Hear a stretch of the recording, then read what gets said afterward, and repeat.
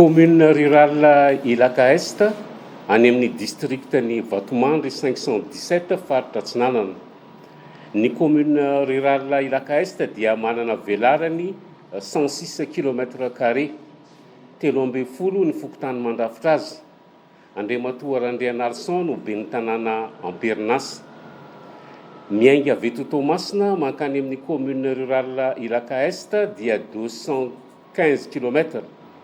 Manaraka ny route nationale primaire numéro 2, RNP2 na RN2.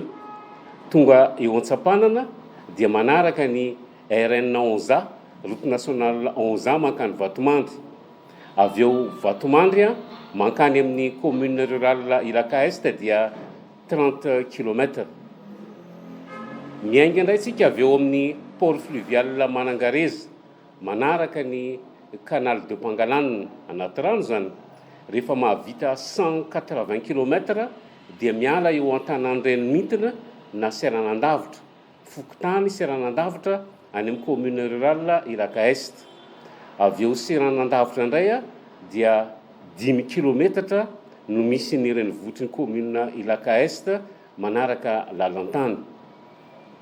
Ny commune rurale Ilaka Est dia niorina tamin'ny 23 mars 1959 araka ny arrêté provincial mitondra ny numéro 59-CP/SA izay nisoniavin'ny chef de province de Tamatave par intérim Lafite Dupont. Ny commune rurale Ilaka Est tamin'izay fotoan'izay dia mbola tao anatiny iny arovana Caroline. Taty aoriana zany dia lasa commune mitokana iny arovana Caroline. Ny ben'ny tanàna voalohany tantana zany commune rurale Ilaka Est zany dia zany lehilahy atao hoe Zokinjaza Rambelson.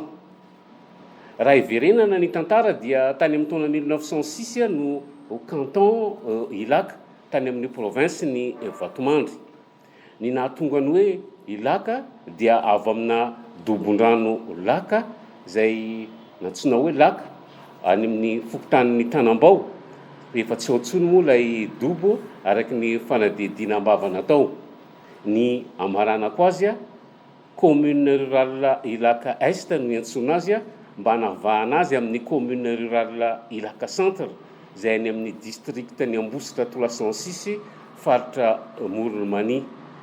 Sompy tsara amin'ny dian-tantara manaraka.